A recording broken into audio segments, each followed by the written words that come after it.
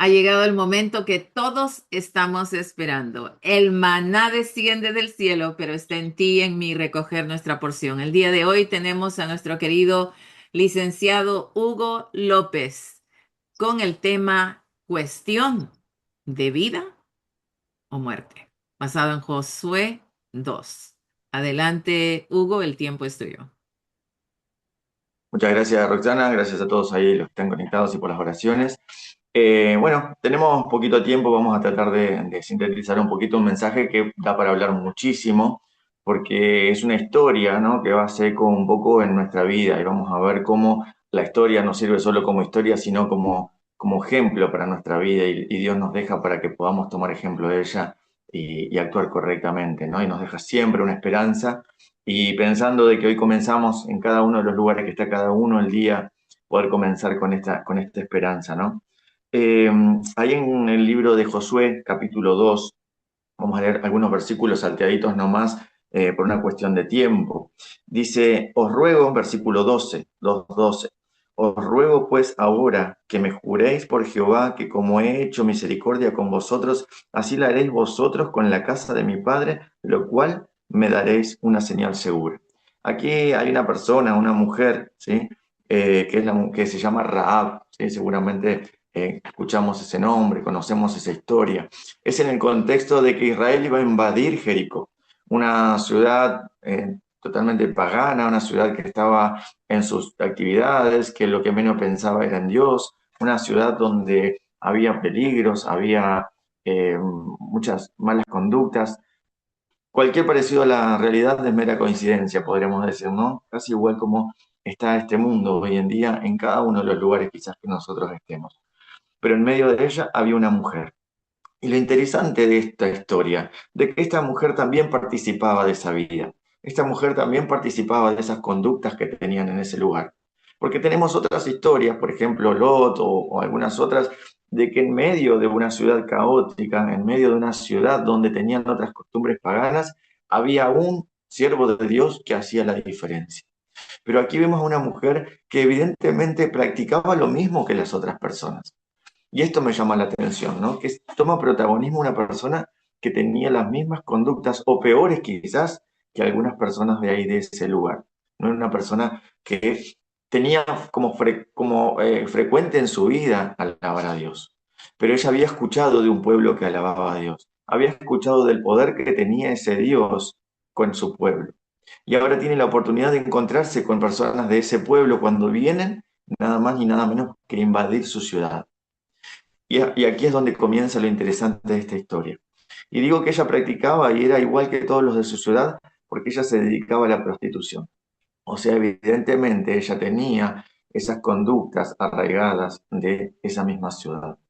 Pero cuando se encuentra con estas personas del pueblo de Dios, ella ya conocía, aunque sea de oído, cómo Dios actuaba con su pueblo, cómo los protegía y qué es lo que hacía con ellos. Y ahora dicen, le dan la noticia de que van a invadir su ciudad y ella se encuentra con un dilema. Tiene que tomar una decisión. Afortunadamente, ella tomó la mejor decisión. Ella abrigó a esos espías en su casa y les dio protección para que ellos pudieran hacer lo que tenían que hacer. Pero no desaprovechó la oportunidad. Y ahí es en ese contexto donde ella le dice esto a esos espías que iban a venir a invadir la ciudad. Les ruego ahora que me juréis por Jehová. Y esto es un dato muy interesante, porque ella no tenía como Dios a Jehová. Ella tenía como dioses otros dioses. Ella tenía otras conductas que no tenían nada que ver con lo que Jehová pedía. Ahora, ¿cómo ella pide que juren por el Dios de otro, que no era su Dios en ese momento, y que ella iba a confiar en eso? Generalmente cuando uno pide que juremos por algo, es por algo que uno cree que puede pasar.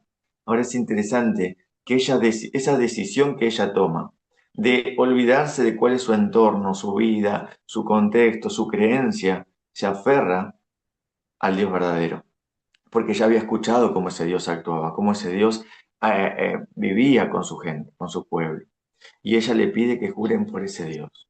O sea, ella toma una decisión evidentemente no basada en la conveniencia, una decisión no basada en la oportunidad de querer solamente salvarse y después seguir haciendo su vida. Ella toma una decisión importante. una decisión de vida o muerte, porque iban a matar a todos los de su ciudad, pero ella decide aliarse con el bando correcto, aliarse con el grupo correcto, con el Dios correcto. Y esa decisión la demuestra poniendo como ejemplo, poniendo como guía, poniendo como plena confianza de su propia vida el nombre de Jehová. Y esto es lo que cada uno de nosotros tiene que hacer día a día. Y tenemos que empezar ahora mismo. Todos en algún momento de nuestra vida tenemos que tomar una decisión. No decisiones cotidianas. No estamos hablando de ese tipo de decisiones, de qué ropa me pongo, qué voy a comer o si voy a ir a tal lado o a tal otro. Una decisión que es de vida o de muerte. Y quizás no sea de vida o de muerte literal, ahora, inmediata en esta tierra, pero sabemos que es una decisión de vida o de muerte eterna, que es mucho más importante que la vida o la muerte en esta tierra. Y ella toma la mejor decisión. Como primer punto podemos recordar, para después unir todo, que todos en algún momento, y si no fue antes, tiene que ser hoy, es tomar una decisión de seguir al Dios verdadero. Pero esto no queda acá, porque ella sigue avanzando un poquito más. Y en el versículo 13 dice, y salvaréis, dice, la vida de mi padre, la de mi madre, la de mis hermanos y la de mis hermanas, y a todo lo que es suyo, y la libraréis nuestras vidas de la muerte. Acá vemos la fe y el amor que ella tenía también por los demás. A pesar de que su conducta, a pesar que seguramente su vida no era aplaudida por su familia. Seguramente dentro de su familia había sido criticada, quizás había sido discriminada por por su trabajo, a lo que se dedicaba, ¿no? Y por la vida que llevaba. Seguramente, porque siempre pasa. Sin embargo, ella a la hora de obtener la posibilidad, la gracia, ¿no? De obtener la salvación, de obtener la vida, lo primero que piensa no es solamente en ella, sino salvar también a su padre, a su madre, a sus hermanos y a todos los que estén alrededor de ella. Porque esa es la decisión correcta. Cuando tomamos la decisión correcta, actuamos en consecuencia y nos aferramos al Dios verdadero. Pero no solamente nos queremos salvar nosotros, sino buscamos a salvar a todos los que están alrededor nuestro. Y esa es una conducta que todos deberíamos imitar. Cuando recibimos y aceptamos la gracia de Dios, no nos salvamos solos. Nos desesperamos por tratar de salvar a todos los que podemos que están alrededor nuestro. Ahora, hay una respuesta de los espías con respecto a su pedido. Versículo 18 dice, He aquí, cuando nosotros entremos en la tierra, tú ataréis este cordón de grana en la ventana, por la cual nos descolgaste, y reunirás en tu casa a tu padre, a tu madre, a tus hermanos y a toda la familia de tu padre. Cualquiera que saliere fuera de tus puertas, de tu casa, su sangre será sobre su cabeza, y vosotros sin culpa. Mas cualquiera que se estuviere en casa contigo, su sangre será sobre nuestra cabeza, y si alguna mano lo tocare.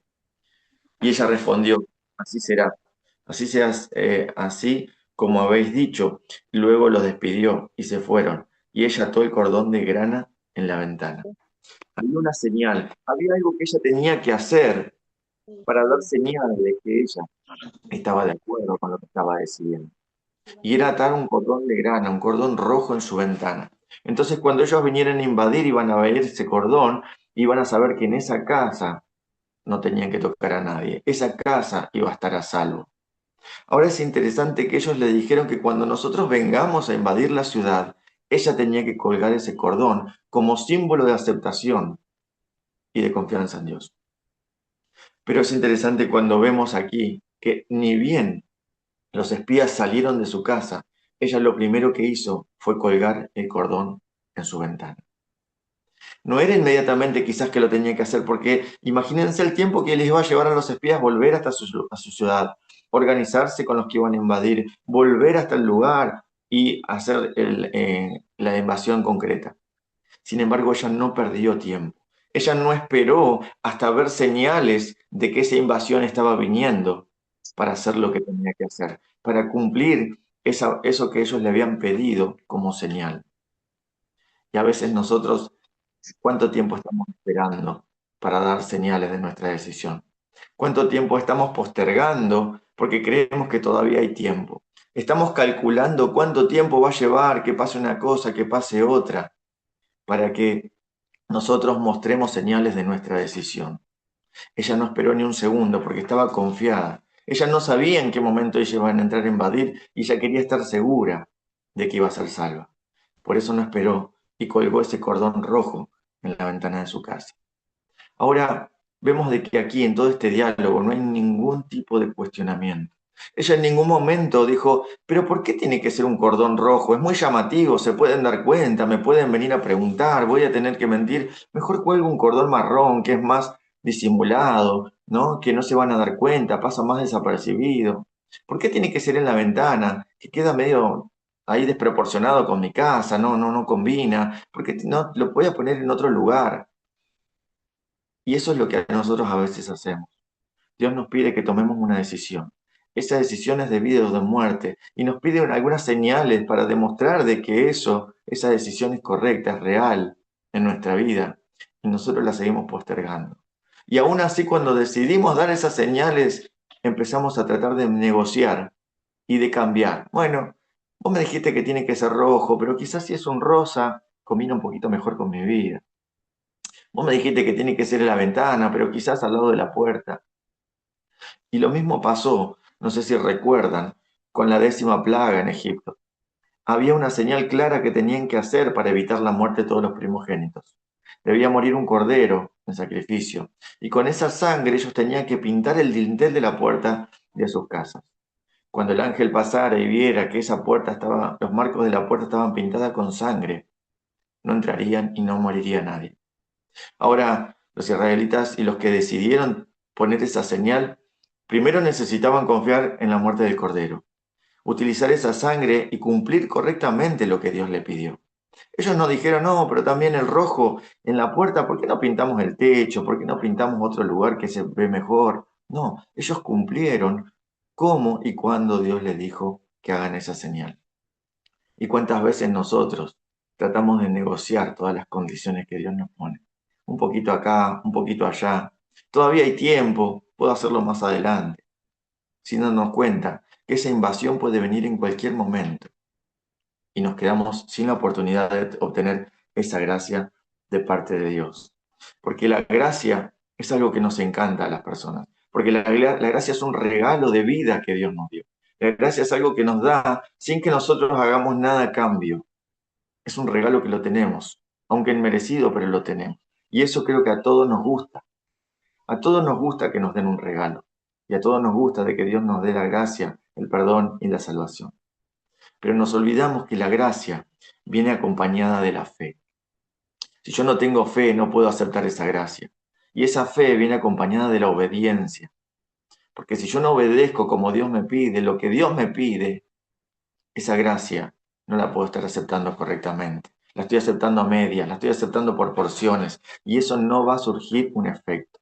Si ella hubiera cambiado las condiciones que los espías le pusieron, hubieran sido muertos todos en su casa. Por eso no nos olvidemos que la gracia de Dios depende de nuestra toma de decisión diaria. Es una decisión de vida o de muerte que ya no podemos postergar. A veces nos basamos en las señales de los tiempos y según eso quizás sí haya tiempo todavía para esperar un poquito, ¿no? Pero vemos que esas señales cada vez están más frecuentes. Esas señales día a día y lo que acabamos de hablar recién ahí en Colombia, en Venezuela y en todas las cosas que pasan en el mundo, cada vez son más cercanas. ¿Cuánto tiempo más tenemos que esperar para tomar esa decisión? Y esa decisión no estoy hablando simplemente de las personas que no se bautizaron ni se tienen que bautizar o entrar a una religión. No estoy hablando solamente de esa toma de decisiones. Aunque estemos bautizados, aunque seamos miembros de iglesia, aunque tengamos cargos en la iglesia, la decisión que tenemos que tomar es aceptar las condiciones como Dios las pide. Dejar de negociar con Dios y de tratar de cambiar algunas cositas a nuestra conveniencia, a nuestros gustos. Creo que estamos en tiempo de tomar una decisión de vida o de muerte y aceptar las condiciones que Dios nos pone, porque no sabemos cuánto tiempo nos falta. Ahora, ese cordón rojo era la señal que ella aceptaba esa salvación. Esa obediencia era la señal que aceptaba esa salvación. Pero es importante entender que el cordón rojo no era lo que le iba a salvar en sí. El cordón rojo era solo una señal, porque la salvación venía gracias a Dios. Gracias a esa muerte del Cordero en la época de el faraón y el pueblo de Israel. Ese cordón rojo en la casa, en la ventana de Rahab, simbolizaba a Cristo, simboliza a Cristo. No es una forma, no es una característica, no es una conducta en sí lo que me va a salvar. Es Cristo el que me va a salvar. Ahora, el realizar esas condiciones es mi manifestación pública de que yo acepto la gracia de Dios. Pero no guardar los 10 mandamientos no me van a salvar. Estar en una religión correcta no me va a salvar. Ir a la iglesia todos los sábados no me va a salvar. Esas son manifestaciones, esos son los cordones rojos o la sangre en mi puerta, que yo acepto las condiciones de Dios. Pero el único que me puede salvar es el que simboliza eso, que es Cristo, es Dios.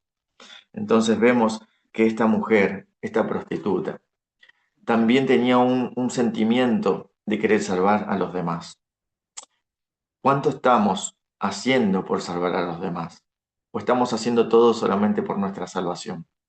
Esto no puede ir junto con la aceptación correcta. Si uno acepta, si uno verdaderamente está entregado, uno verdaderamente confía y tiene fe en esa gracia de Dios, quiere salvar a todos los que puede. Ahora imagínense la angustia de Rahab, sabiendo de que pronto ese pueblo, esa ciudad iba a ser invadida, que pronto iban a matar a todos y que la única condición de que se salve era lo que estaba dentro de las puertas de su casa. Imagínense la desesperación para que los demás le crean que eso iba a ser así. Es casi lo mismo que nos puede pasar a nosotros cuando queremos hablar a nuestra familia, queremos convencer a nuestros amigos, avisarle a todos lo que está por pasar y no vemos que haya resultados. En definitiva y al final de cuentas, la decisión es personal y cada uno va a decidir. Pero imagínense cómo se sintió ella, sabiendo la verdad, sabiendo lo que iba a pasar, que todo el mundo estaba en su vida, haciendo todo lo cotidiano, todo lo que estaba acostumbrado día a día, sin pensar en nada espiritual, y que ella sabía que le quedaba poco tiempo para que todos mueran. Es lo mismo que nosotros tenemos que tener presente día a día. Este mundo se termina. Cuán tranquilo estamos siguiendo nuestra vida cotidiana sabiendo que todo el mundo va a morir y que los que vivan van a depender de mi llamado, de mi advertencia, de mi conocimiento que yo pueda compartir, de esa aceptación de la gracia que Dios me da. Ahora imagínense, ella no era cualquier persona, ella era una prostituta. Imagínense las opiniones que tenía del resto. Imagínense el caso quizás que le hacía al resto a lo que ella decía, pero ¿qué me venís a decir vos si yo conozco tu vida? Vos me querés convertir a mí si yo sé lo que vos fuiste en tu vida, yo sé a lo que te dedicás. Y eso es lo que a veces nos frena tanto en nuestra vida. Nos frenamos porque conocen nuestro pasado, conocen nuestras actividades, conocen cómo somos como personas y quizás no es lo más correcto. Pero si nos entregamos a Dios, cuando tomamos esa decisión correcta, nuestra vida puede cambiar. Ese perdón viene de Dios y ya tenemos toda la autoridad, porque no importa lo que los demás sigan opinando. Los demás y su familia seguramente seguía opinando y viéndola a Raba como prostituta, aunque ella había cambiado. Pero eso no importa. No importa cómo los demás nos ven a nosotros. No importa lo que piensen y la opinión que tengan de nosotros. Si nosotros cambiamos realmente, si nosotros estamos entregados y confiamos en la gracia de Dios realmente, tenemos que predicar. Tenemos que tratar de salvar a todo lo que podamos porque la invasión está cerca. No importa lo que opinen de mí. Lo que importa es lo que Dios quiere hacer por ellos. Pero hay que tomar una decisión. ¿Estamos del grupo de los que se va a salvar o del grupo de los que no se va a salvar? Rahab no podía tomar una decisión intermedia. Y eso era un gran riesgo para su vida, porque ella, imagínense, desde que tomó la decisión de dejar entrar a los espías en su casa y protegerlos, hasta el momento que vinieran a invadir, que no sabía cuánto iba a ser, un día, un mes, un año, 10 años, ella no sabía cuándo. Todo ese tiempo ella estaba en peligro. ¿Por qué? Porque había tomado una decisión de aliarse con otro grupo, de estar juntos y ayudar a otro grupo, a confiar en otro Dios. Si alguno se hubiera enterado de eso en ese periodo, su vida corría peligro. Sin embargo, a ella no le importó lo que iban a decir. No le importó que su vida corra peligro. No le importó todo lo que podía llegar a pasar si alguien se enteraba de lo que ella había hecho. Porque ella confiaba en ese Dios, que simplemente lo había escuchado, pero ahora lo estaba experimentando. Cuando yo leí esta historia me pregunto muchas veces cuántas excusas estoy poniendo todos los días para predicar, para hablar, porque me da vergüenza, porque no me corresponde, porque ese no me va a escuchar, o porque aquel conoce mi vida pasada, entonces no me va a creer. ¿Cuántas excusas estoy poniendo para tratar de salvar a todos los que se van a perder? Hoy tenemos que tomar una decisión que es de vida o de muerte. Porque quizás el tiempo que Cristo venga falte, pero el tiempo que a mí me queda en esta tierra no sé cuándo será. Por eso es importante tomar una decisión que es de vida o de muerte. 3 puntos importantes y con esto quiero cerrar porque ya el tiempo se fue. Debemos primero tomar una decisión, no importa cuál sea lo que tengamos que hacer o qué sea lo que tengamos que hacer. Es una decisión de vida o de muerte y tiene que ser hoy. Pensar en salvar a otros viene junto con la aceptación de la gracia. Y aceptar la gracia viene acompañada de experimentarla con fe. Pero la fe no viene sola, sino que viene acompañada de la obediencia. Dios quiera que podamos recordar esta historia, que es una decisión inminente, que no sabemos cuánto tiempo nos queda, pero también hay muchos que tenemos que salvar y que tenemos que empezar a obedecer todo lo que Dios nos pide sin negociar, sin poner peros, aceptando su gracia y aceptando sus condiciones. Que Dios nos bendiga. Wow, estaba escribiendo estos tres motivos y wow, maravillosa manera en que Dios presenta a través de sus siervos la palabra de Dios. Voy a pedirte que termines con una palabra de oración. Gracias. Oremos. Padre nuestro que estás en el cielo, sabemos que estás aquí entre nosotros también y te agradecemos mucho por eso, porque tú lo prometiste, cuando estemos reunidos en tu nombre, cuando hablemos de ti, tú estarás aquí y eso es una gran responsabilidad, pero también es un gran gusto, Señor, poder compartir contigo. Por eso queremos dejarte todo lo que tenemos en nuestra mente, en nuestra vida, sobre tus pies, para que tú lo tomes y lo hagas con ellos lo que tú desees, Señor, porque sabemos que es lo mejor. Que nos ayudes hoy a tomar una decisión, que nos demos cuenta de que estamos en el final del tiempo, de que todo está pasando rápidamente y que es una decisión de vida o de muerte, no solo para nosotros, sino para todos los que están alrededor nuestro, que es nuestra responsabilidad. Y como leemos en Josué, esa sangre puede ser demandada de nuestras manos si no hacemos lo correcto. Por eso queremos pedirte, Señor, que nos des la fuerza, que nos des la sabiduría, que nos quites el miedo, que nos quites la vergüenza, la timidez, para aceptar tu gracia, que es lo que todos queremos, pero también aceptar tus condiciones, que es lo necesario para mostrar las señales para cuando tú vengas. Queremos dejarte nuestra vida en tus manos, que nuestros trabajos, Señor, estén todos dedicados a ti. Bendice a cada uno de los que estamos aquí, porque cada uno de nosotros somos un Rahab, una Rahab en medio de Jericó. Bendícenos y acompáñanos según tu voluntad. En el nombre de Dios. Amén. Buenos días.